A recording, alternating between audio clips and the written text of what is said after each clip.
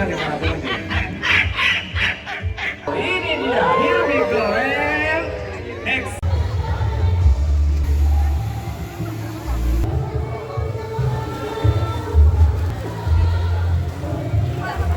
Iya. Ini 3 sama ini 1 ya, jadi 4. Oke.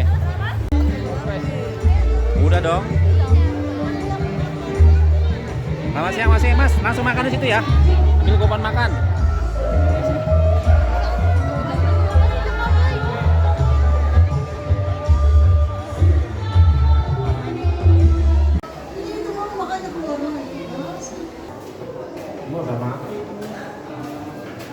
Nggak ada gerak-gerak sama sekali.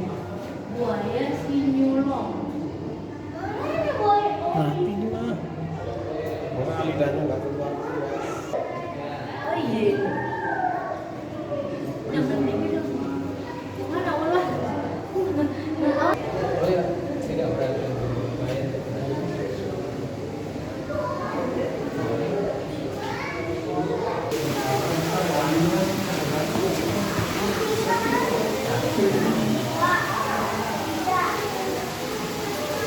ini juga pakai plastik. Oh, ada lagi di situ. Iya, banyak.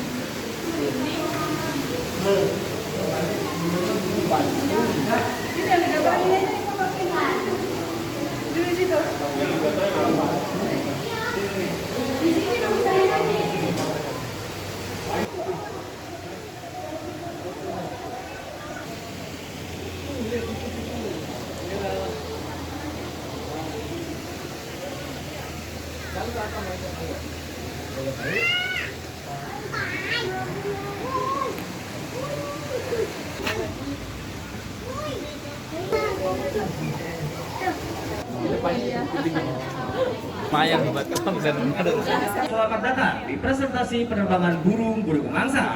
Okay, ladies and gentlemen, boys and girls, welcome to the Bedoplay presentation at Taman Safari Indonesia. And pleasure to meet you, marhaban, ahlan, wa sahlan. Para pengunjung The Great Safari Bogor, di mana pada kesempatan siang hari ini kami akan memperlihatkan kepada Anda bagaimana sisi kebiasaan dari burung pemangsa. Ada burung elang, burung hantu dan juga burung hornbill yang nantinya akan kami mix tepat di hadapan Anda. Bagaimana ketika mereka sedang mengintai, meluncur, menangkap, bahkan hingga menikmati hasil perburuannya. Dan di sini bersama saya Sepul Moranta, ditemani rekan saya dan Mbak Princess dan juga ada Mbak Mas Rito Lubis. Sampai dong kalian semangat, tepuk tangannya dulu.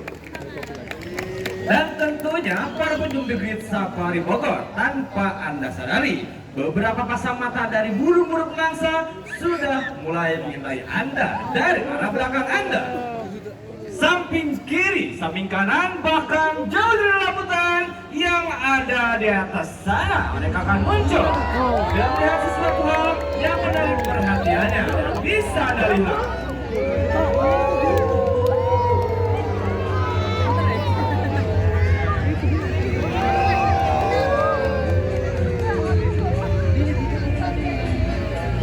Ini dia, menanam semangat, tepuk tangannya dulu. Inilah dia burung pemangsa dari jenis elang laut belut putih ataupun white-bellied seagull, merupakan sosok raptor terbesar yang ada di Indonesia. Dan di Indonesia, khususnya di kawasan Sunda Besar, mereka sering kita jumpai di daerah Kalimantan dan Sumatera. Namun untuk Jawa dan Bali sudah jarang kita temukan. Dan mengawali penerbangan kami yang pertama, menanam semangat, tepuk tangannya lagi.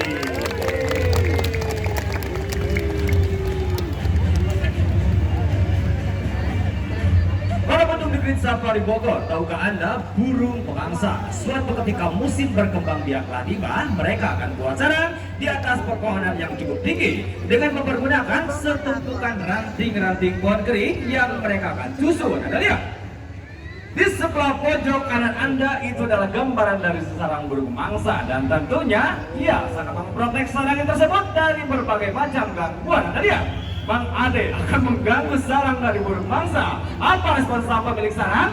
Apakah akan tinggal diam begitu saja ataukah sebaliknya? Ini dia. Wow, muncul dengan sangat cepat. Hati-hati Bang Ade, awas. Ia pun langsung mengusir sang pengganggu sarang tersebut. Dan apabila sarangnya sudah hati-hati aman, dia pun akan langsung melakukan perburuannya, yaitu berburu ikan yang ada di atas permukaan air, masih dari jenis yang sama, yaitu burung mangsa dari jenis elang laut perut putih ataupun white bellied seagull, dan ia pun sedang mengintai mangsanya terlebih dahulu. Ini dia, here we go and action. Menanam semangat, tepuk tangannya lagi.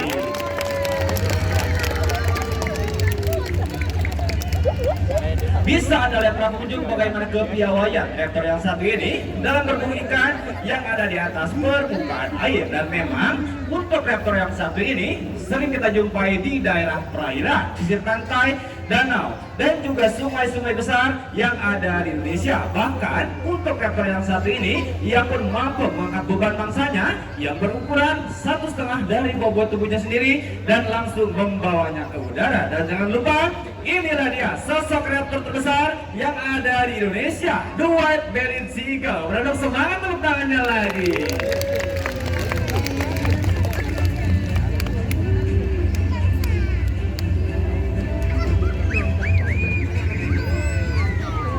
Para pengunjung di Great Safari Bogor, tahukah Anda untuk burung mangsa tidak hanya dari jenis burung elang saja, ada juga dari jenis burung hantu. Dan untuk burung hantu, mereka memiliki sifat oportunis ataupun ia sering mengambil keuntungan dari satwa-satwa yang lainnya. Bahkan ia sering melipatnya serang yang sudah ada, seperti hanya di lubang-lubang padi, bahkan di lubang-lubang pohon. Anda lihat, ini dia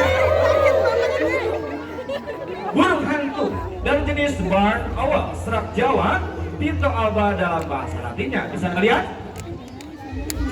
Yang punya keunikan di bagian disk ataupun face-nya, di mana face-nya itu berbentuk seperti hati yang berbukti untuk mengumpulkan gelombang suara yang ada di sekitarnya, sehingga yang mampu mengetahui mangsanya bahkan dalam keadaan gelap sekalipun. Dan untuk burung hantu tidak hanya dari jenis the barn owl saja, dan kali ini kita akan coba lihat para pengunjung.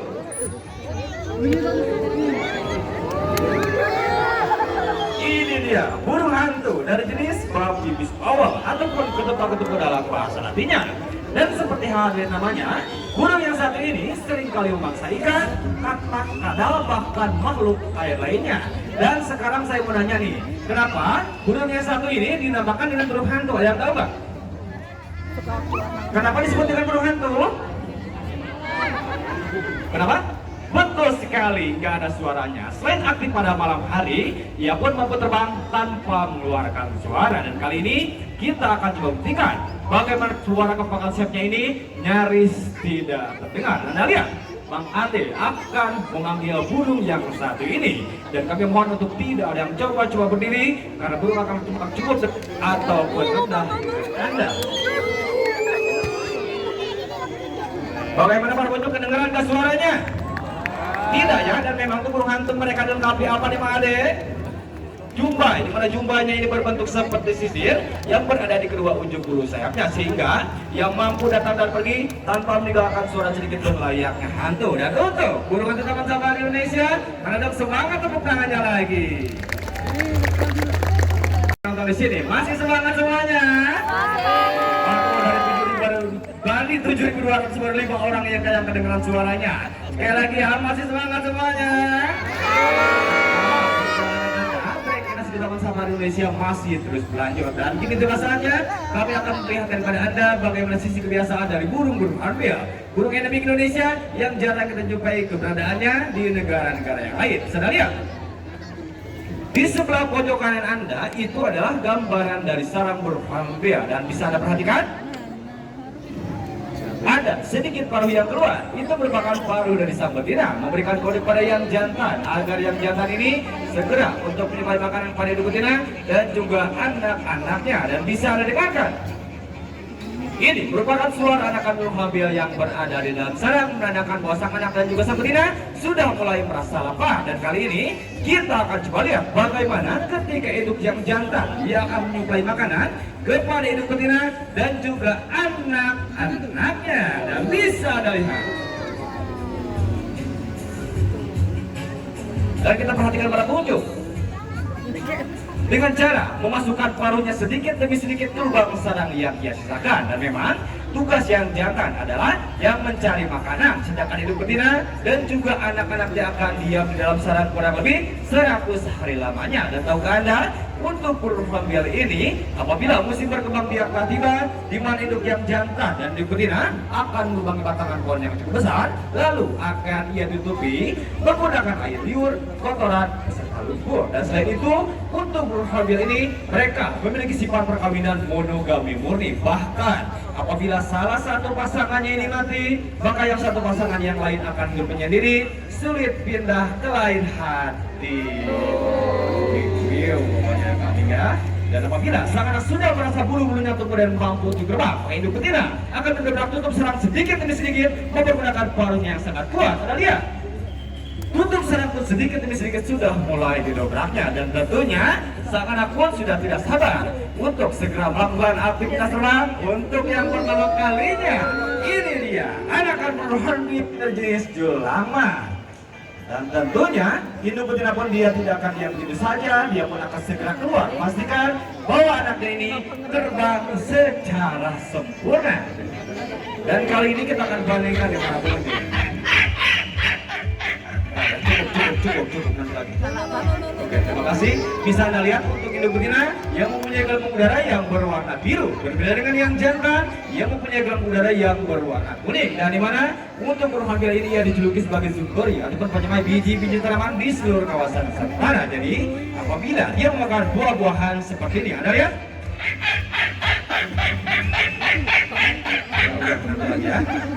Sama-sama. Jadi biji buah yang ia makan tidak akan hancur halnya burung porong bengkok, melainkan akan utuh ia telan dan akan ia keluarkan kembali melalui fesesnya apabila dia sedang terbang atau bertengger di atas pepohonan yang cukup tinggi. Dan jangan lupa, inilah dia burung hornbill dari jenis julama. Berada semangat tepuk tangannya lagi.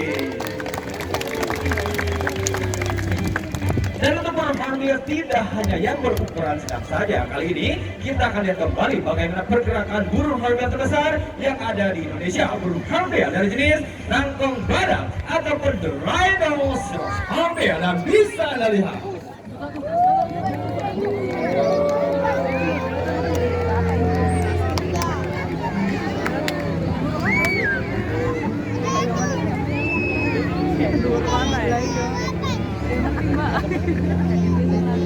rhinoceros hornbill ataupun burung rangkong badak sudah melakukan aktivitas terbangnya. Burung yang sangat diagungkan dan digemari oleh masyarakat suku Dayak, di mana kita buktikan wanita suku Dayak yang baru beranjak dewasa, mereka akan ditato bagian tubuh, lengan dan juga kakinya dengan membentuk paruh rangkong badak, dan itu melambangkan suatu kesaktian dan juga kesuciannya. Dan bisa Anda lihat para pengunjung, selintas paruhnya ini sangatlah mengerikan, namun keindahan justru terlihat di bagian paruhnya tersebut. Dan bisa Anda lihat, ini merupakan burung rangkong badak yang betina karena yang mempunyai bola mata yang berwarna merah, tetapi untuk sang betina yang mempunyai bola mata yang berwarna putih. Dan tahukah Anda, makanan pokok dari burung-burung hornbill ini ada buah dari pohon ara. Di Indonesia terdapat kurang lebih 600 jenis buah pohon ara, di mana 300 diantaranya adalah makanan pokok dari burung-burung hornbill. Dan seperti inilah sisi kebiasaan dari burung-burung hornbill berbeda dengan burung mangsa, di mana untuk burung mangsa mereka pun mampu menangkap mangsanya di udara dan tanpa harus berhenti, ia pun akan langsung memakannya di udara. Dan kali ini kita akan coba lihat bagaimana pergerakan burung mangsa dari jenis elang Belanda.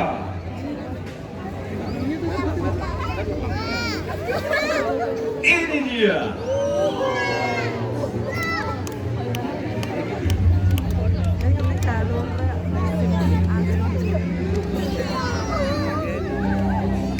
Bisa Anda lihat para pengunjung bagaimana kepiawaian yang satu ini dalam menangkap mangsanya di udara dan tanpa harus berhenti, ia pun akan langsung memakannya di udara. Karena untuk burung mangsa, mereka berada di atas puncak rantai makanan atau top predator. Jadi bisa dijadikan indikator suatu alam. Apabila di suatu kawasan masih terlihat dari aktivitas penerbangan burung-burung mangsa, menandakan alam dan sekitarnya pun masih tetap terjaga. Namun sebaliknya, apabila di suatu kawasan sudah tidak terlihat dari aktivitas penerbangan burung-burung mangsa, menandakan alam dan sekitarnya pun sudah tidak lagi lestari. Karena itu, mari kita jaga, rawat, dan lindungi mereka seperti halnya kita menjaga orang-orang terdekat yang ada di antara kita. Menjaga dan merawat mereka tidak perlu memeliharanya di area pekarangan rumah, cukup biarkan mereka tetap bebas tanpa mengganggu habitat alam aslinya. Seperti halnya burung Garuda. Dan tahukah Anda, selama ini masih banyak orang yang beranggapan bahwa burung Garuda itu adalah burung mitos belaka. Namun burung Garuda itu ada burung yang nyata, namanya itu burung elang Jawa. Dan setelah 30 tahun kami menunggu, akhirnya telah berhasil menekan anakan burung Garuda di Taman Safari Indonesia. Ini dia.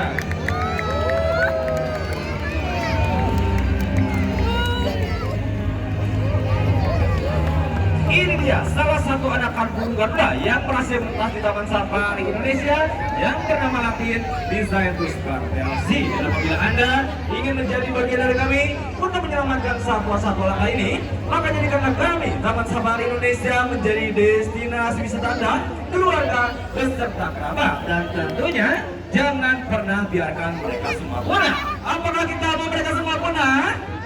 Apakah mau kita mereka semua punah? Tidak, sekali mereka punah tidak akan pernah tercipta kembali. Untuk itu, mari kita tumbuhkan rasa kepedulian kita terhadap satwa dan juga alam. Karena kalau bukan kita merawat siapa lagi? Kalau tidak dari sekarang, kapan lagi? Kita peduli, semua satwa pun pasti akan lestari. Save our planet and save our wildlife. Dan cukup singkat perjumpaan kita pada kesempatan siang hari ini. Sampai jumpa di lain kesempatan, and bye bye, see you next time.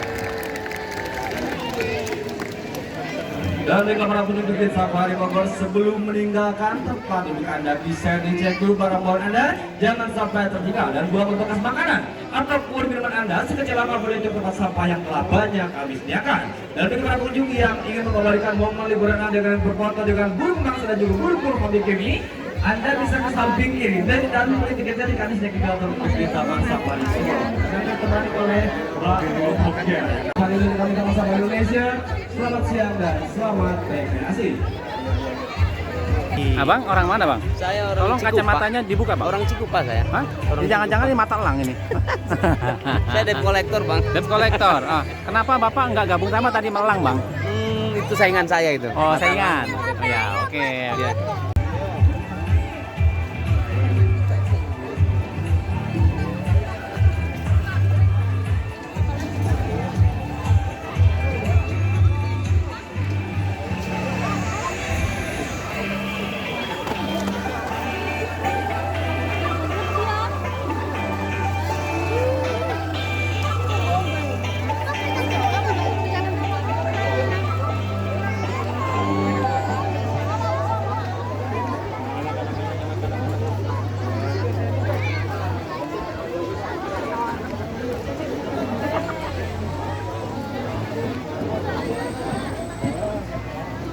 Silakan berfoto dengan burung Garudanya. Bisa membeli tiket dari kantin Snack Eagle. Burung Garuda. Dede. Ayo. Let's go. Ini. Silakan yang mau foto sama burung Garudanya. Bisa membeli tiket dari kantin. Tiketnya di mana? Di kantin Snack Eagle pas sini.